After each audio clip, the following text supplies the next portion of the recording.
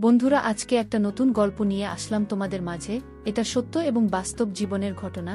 শেষ পর্যন্ত শোনার অনুরোধ রইল। শুনলে তোমার মধু চলে আসবে। দেরি না করে চলো শুরু করা যাক। আমি যখন ঘুমের মধ্যে আধঘুম অবস্থায় শুয়েছিলাম, তখন হঠাৎ করে লক্ষ্য করলাম কেউ যেন আমার সাথে খারাপ কিছু করার চেষ্টা করছে। তারপরেও আমি ঘুমের ভান করে পড়ে রইলাম। মনে মনে ভাবতে লাগলাম, দেখি লোকটি আমার সাথে কি করে। একটু পরেই আমি লক্ষ্য করলাম যে লোকটি আমার সবকিছু তুলে নেওয়ার চেষ্টা করছে। আমার কাছ থেকে আমার সম্মান, আমার ইজ্জত কেড়ে নেওয়ার চেষ্টা করছে। আমি ভয়ে হতভম্ব হয়ে গেলাম, কারণ আমার বয়স মাত্র 13 বছর। এছাড়াও রাতের অন্ধকারে আমার সাথে এরকম ধরনের অদ্ভুত আচরণ হচ্ছে। ভয়ে আমার ভিতরটা কেঁপে উঠছিল। যখন লোকটি আমার এখানে তারা একটু ছড়াবে, তখন আমি আর সহ্য করতে না পেরে আমি অনেক কষ্টে তাকে ধাক্কা দিয়ে ফেলে দিয়ে খুব তাড়াতাড়ি লাইটটা অন করি। তারপর লাইট অন করে আমি যা দেখতে পেলাম তাতে আমার প্রায় পায়ের নিচ থেকে মাটি সরে যাওয়ার মতো অবস্থা হলো। বন্ধুরা, গল্পটি অনেক ইন্টারেস্টিং। আশা করি তোমরা পুরো গল্পটি খুব মনোযোগ সহকারে শুনবে। তবে গল্পটি শুরু করার পূর্বে তোমাদের নিকট আমার বিশেষ অনুরোধ, তোমরা অবশ্যই আমার চ্যানেলটি সাবস্ক্রাইব করে আমাকে সাপোর্ট করবে। হ্যালো বন্ধুরা, আমি সুস্মিতা আক্তার সুমি। আমার ডাক নাম সুমি। আমার বাড়ি ফরিদপুর। আমার বর্তমান বয়স 22। আজকে আমি তোমাদেরকে যে গল্পটি বলবো, তখন আমার বয়স ছিল মাত্র 13।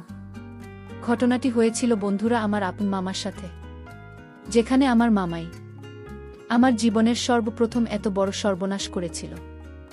আমার মামার বাড়ি আমাদের বাড়ি থেকে প্রায় 10 কিলোমিটার দূরে ছিল। গত গ্রীষ্মের ছুটিতে আমি আমার মামার বাড়িতে বেড়াতে গিয়েছিলাম 15 দিনের জন্য। গ্রীষ্মের ছুটি পেয়েছিলাম।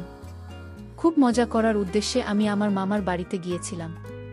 খুব আনন্দ হবে সেখানে, মনে মনে খুব উল্লসিত ছিলাম। আর তাছাড়াও আগেও আমি মামার বাড়িতে যেতাম এবং আমরা মামা মামি আমি এবং আরও অন্যরা সবাই মিলে খুব আনন্দ করতাম। খুব মজা হতো সেখানে। যাই হোক, প্রথম দিন মামার বাড়িতে খুব আনন্দ উল্লাস করে আমি যখন রাতে শুতে যাব, ঠিক সেই মুহূর্তে মামা আমাকে ডাক দিয়ে বলল, মৌসুমী, তোর মা আমি অসুস্থ। কি জানি হয়েছে, সকাল থেকে মাথা নাকি প্রচণ্ড ব্যথা করছে, বিছানা থেকে উঠতে পারছে না। আর মৌসুমী, এদিকে সারাদিন আমি কাজ করে এসেছি, আমার শরীরটা ম্যাজ করছে। গত পরশু আমি কবিরাজের বাড়ি গিয়েছিলাম। কবিরাজ আমাকে এই তেলটা দিয়ে বলল যে প্রতিদিন রাতে ঘুমানোর আগে এই তেলটা দিয়ে ঘুমাবেন। তবে তেলটি যাকে দিয়ে দেবেন তাকে বলবেন অবশ্যই তেলটি যেন প্রথম এসে নাক দিয়ে শুকে নেই। তারপর সে আপনার এখানে তেলটি দিয়ে যাতে খুব ভালোভাবে মালিশ করে দেন। মৌসুমী, গতকালকে আমি তোমার মামিকে দিয়ে এইভাবে তেলটা মালিশ করে নিয়েছিলাম, কিন্তু আজকে তো আর পারতেছি না। আজকে তোমার মা আমি খুবই অসুস্থ। এখন তুমি যদি কিছু মনে না করো, তাহলে দয়া করে আমার এখানে তেলটি দিয়ে একটু মালিশ করে দাও। পিছন দিকে তো আর আমি একা একা মালিশ করতে পারি না, তাই তোমার হেল্পও আমার খুবই প্রয়োজন। মামার মুখ থেকে এরকম ধরনের করুণ কথা শুনে আমি মামার এখানে এই তেল দিয়ে মালিশ করতে রাজি হয়ে গেলাম। কোনো দ্বিধা করলাম না, কারণ সে তো আমার আপন মামা। তারপর আমি মালিশ শুরু করতে যাব। যখন মালিশ শুরু করতে যাব, তখন মা বলল, মৌসুমী, সর্বপ্রথম তুমি এই তেলটাকে আগে শুকে নাও। তারপর 1-2 মিনিট পর কবিরাজ মশাই বলেছেন আমার শরীরে মালিশ করার জন্য। আমি মামার কথা অনুযায়ী তেল থাকে কিছুক্ষণ শুকলা। সুখের সাথে সাথে আমি অনুভব করলাম যেন আমার সমস্ত মাথা ঝাঁকি দিয়ে উঠেছে, সমস্ত শরীরটা ঝাঁকি দিয়েছে। কেমন জানি একটা ঝাঝালো ভাব আমার কাছে লাগল। তাতে আমি কিছু মনে করলাম না। আমি ভাবলাম হয়তো এটা এই তেলের একটা অন্যরকম পাওয়ার। তারপর আমি তেলটাকে আমার ডান হাতে নিলাম। তারপর মামার পিছনের দিক থেকে যে জায়গায় ব্যথা অনুভব করে সে জায়গায় দিতে শুরু করলাম। মামা খুব আরাম পাচ্ছিল মনে হচ্ছে আর বলছিল, মৌসুমী, তুই তো খুব ভালো করে মালিশ করতে পারিস। এত সুন্দর মালিশ তুই শিখেছিস কোথা থেকে? আমি বললাম, মামা। আমার বাবারও এরকম ধরনের ব্যথা করত। ছোটবেলায় আমি বাবাকে এভাবে মালিশ করে দিতাম আর বাবাও খুব আরাম পেতে। বাবার কাছ থেকে মূলত এরকম সুন্দর করে মালিশ দেওয়া শিখেছি। মামা আমার কথা শুনে মুচকি হাসি দিল আর বল, তাই? আচ্ছা ঠিক আছে মা, তাহলে আমাকে একটু ভালো করে মালিশ দাও। আমি তোমার মালিশ পেয়ে খুব আরাম পাচ্ছি। একেবারে চোখে ঘুম চলে আসছে মামার মুখ থেকে এরকম ধরনের প্রশংসা শুনে। আমি খুব আনন্দ পেয়েছিলাম আর মামার এখানে মালিশ দেওয়ার জন্য খুব আগ্রহী হয়ে যাচ্ছিলাম, কারণ মামা আমার খুব প্রশংসা করছিল। বন্ধুরা, তোমাদেরকে একটি কথা বলে রাখি, মেয়েদেরকে কোনো কাজে যদি প্রশংসা করা হয় তাহলে সেই কাজে কিন্তু মেয়েদের আগ্রহ অনেকটা বেড়ে যায়। আমার অবস্থাও ঠিক সেরকমই হয়েছিল। মামার মুখ থেকে প্রশংসা আরও বেশি পাওয়ার জন্য মা আমাকে খুব ভালোভাবে মালিশ দিতে শুরু করলাম। এভাবে আমাকে প্রায় 10-15 মিনিট মালিশ দেওয়ার পর আমার কেমন জানি লাগছিল। মাথাটা কেমন জানি আমার হঠাৎ করে ঘুরে যাচ্ছিল। বুঝতে পারলাম না কি হচ্ছে।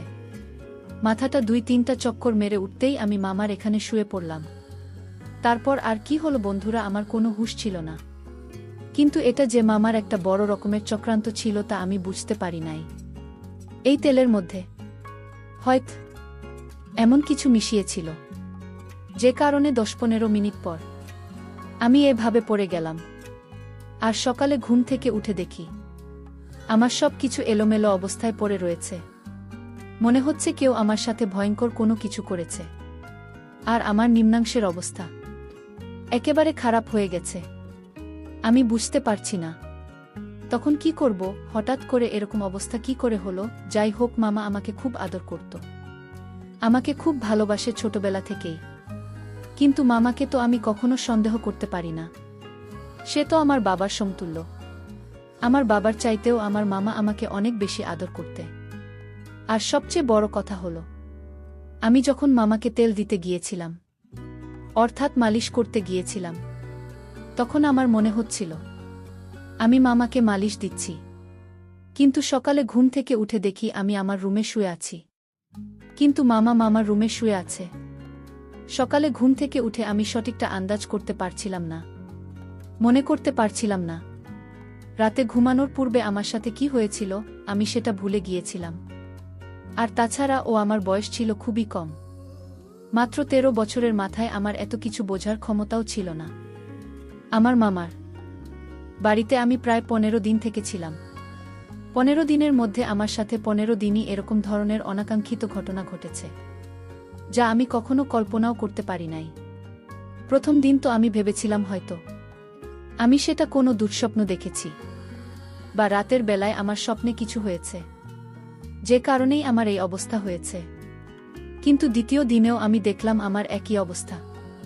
আর মা আমি আস্তে আস্তে তার শরীর আরও অসুস্থ হয়ে পড়ল। কিন্তু প্রতিদিনই মামা আমাকে দিয়ে এভাবে প্রথমে মালিশ করানোর নামে এই তেল তাকে শুকাতে। তারপর কিছুক্ষণ পরে আমি হুঁশ হারিয়ে ফেলতাম আর কিছুই বুঝতে পারতাম না। তারপর আমার সাথে অদ্ভুত ধরনের কিছু হতো। আমি সকালে কিছু বলতে পারতাম না, মনে করতে পারতাম না। শুধু এটুকুই বুঝতে পারতাম যে রাতে কেউ আমার সাথে খুব বাজে আচরণ করেছে, তা আমার এলোমেলো অবস্থা দেখে খুব ভালোভাবে বোঝা যাচ্ছে। মামার বাড়িতে বেড়াতে যাওয়ার প্রায় 10 দিন হয়ে গেল। প্রতিদিন আমি এভাবে মামাকে তেল মালিশ করতে যাই।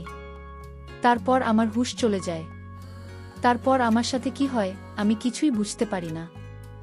বিষয়টা নিয়ে আমি খুব চিন্তায় পড়ে গেলাম, কি করা যায়। আর তখন তো আমি খুব ছোট ছিলাম। সকালে প্রতিদিন ঘুম থেকে উঠে দেখি আমার অবস্থা একেবারে খারাপ। আমার সব কিছু এলোমেলো হয়ে আছে। মনে হচ্ছে কেউ আমার সাথে খুব বাজে আচরণ করে।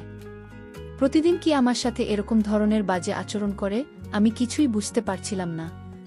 কি করব ভেবে কোনো কিছু পাচ্ছিলাম না। হঠাৎ করে আমার মাথায় একটি বুদ্ধি আসলো, আজকে আমি দেখব কে আমার সাথে এরকম করে, কার এত বড় দুঃসাহস।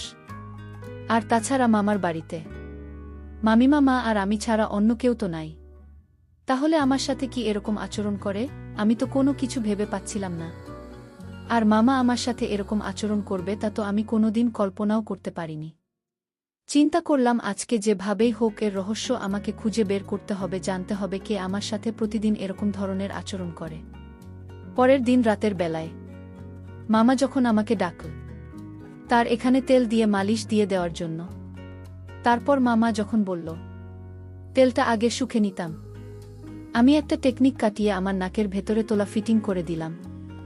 এমনভাবে তোলা লাগিয়েছিলাম যাতে এই ওষুধের যে পাওয়ার, ওষুধের ক্ষমতা, সেটা আমার নাকের ভিতর দিয়ে কখনো আমার ভিতরে না যেতে পারে। আর যদি না যেতে পারে তাহলে আমি আর অজ্ঞান হব না, তাহলে আমি বুঝতে পারব প্রতিদিন কি আমার সাথে এরকম ধরনের নোংরামি আর বাজে আচরণে মেতে ওঠে। মনের মধ্যে কিছুটা ক্রোধ, কে আমার অগোচরে সে আমার এত বড় সর্বনাশ করছে। পরিকল্পনা অনুযায়ী আমি আমার কাজ করতে লাগলাম। কিন্তু সে দিন যখন মামার এখানে তেল দিয়ে মালিশ করতে যায় তখন আর আমি অজ্ঞান হইনি, কারণ এই তেলের মধ্যে যে প্রয়োজনটা ছিল সেটা আমার এখানে ইফেক্ট করতে পারে নাই। তারপরেও আমি পূর্বের মতো ভান ধরে পড়ে রইলাম।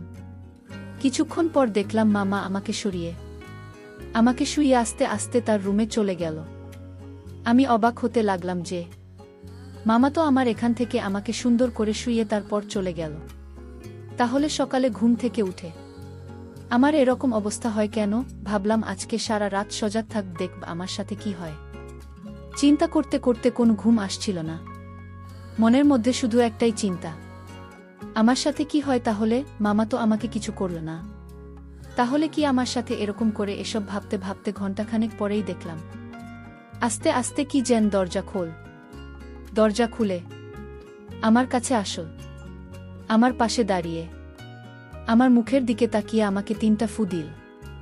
তারপরেও আমি ঘুমের ভান করে পড়ে রইলাম, মনে মনে ভাবতে লাগলাম দেখি লোকটি আমার সাথে কি করে। একটু পরেই আমি লক্ষ্য করলাম যে লোকটি আমার সবকিছু তুলে নেওয়ার চেষ্টা করছে, আমার কাছ থেকে আমার সম্মান, আমার ইজ্জত কেড়ে নেওয়ার চেষ্টা করছে।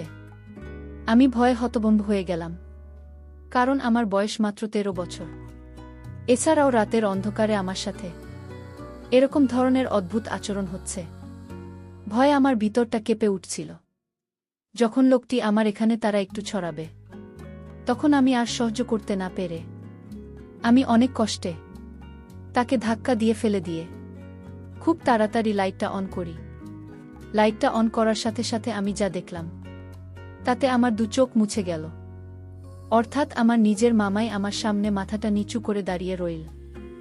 আমি রাগে ক্রোধে আমাকে খুব তিরস্কার করতে শুরু করলাম আর খুব দুঃখ প্রকাশ করলাম আর বলতে লাগলাম, মামা তুমি আমার আপন মায়ের ভাই, অথচ তুমি আমার সাথে এই কাজটি করবে, তা আমি কল্পনাই করতে পারি না। এই বলে আমি খুব কাঁদতে লাগলাম। তারপর মা মাথাটা নিচু করে আমার এখান থেকে চলে আসলো। সেদিন রাত পেরিয়ে সকাল হলে আমি আমার মামার এখানে গেলাম। মামা আমাকে দেখে খুব হাসি খুশি করছিল। মনে হচ্ছিল না যে সে রাতে আমার সাথে এরকম ধরনের একটা জঘন্য কাজ করে। তার এই আচরণ দেখে আমি অনেকটা হতবাক হয়ে যাই। ভাবলাম আমার মামা এত খারাপ, এত জঘন্য। আস্তে আস্তে আমার মনটা খারাপ হতে লাগল। এক পর্যায়ে আমি মামার সামনে কেঁদে দিলাম। আমার কান্না দেখে মামা খুব বিস্ময়ের সাথে আমাকে জিজ্ঞেস করল, মৌসুমী তোমার কি হয়েছে, তুমি কাঁদছ কেন? মামার এরকম আহ্লাদের কথা শুনে আমার কাছে আরও বিরক্তিকর লাগছে। এক পর্যায়ে আমি মামাকে বলতে বাধ্য হলাম যে মামা তোমার বাহিরে এক রূপ আর ভিতরে আরেক রূপ। তুমি আমার সাথে যা করেছ তা কোনোভাবে মেনে নেওয়া সম্ভব নয়। আমার কথা শুনে মামা খুব হতবাক হয়ে গেল আর বলল, মৌসুমী এসব তুমি কি বলছো? আমি তোমার সাথে কি করেছি? তুমি আমার মেয়ে, তুমি আমার সাথে এভাবে কথা বলছো কেন? তুমি আমার মেয়ের মতো, আমি তোমাকে মেয়ের চাইতে আরও বেশি দেখি। আর মৌসুমী আমার সাথে এভাবে কথা বলছো কেন? তখন আমি বললাম, মামা তুমি রাত্রে আমার সাথে জঘন্য আচরণ করো নাই, আমি যখন ঘুমিয়েছিলাম। মা বলল, কি বলছে আমার সুমি? আমি রাতে তোমার ঘরে যাব কেন? মামার কথা শুনে আমি আরও হতবাক হয়ে যাই। ভাবলাম কি হচ্ছে আমার সাথে? স্পষ্ট আমি যেখানে মামাকে দেখতে পেলাম সেখানে মামা এখন অস্বীকার যাচ্ছে।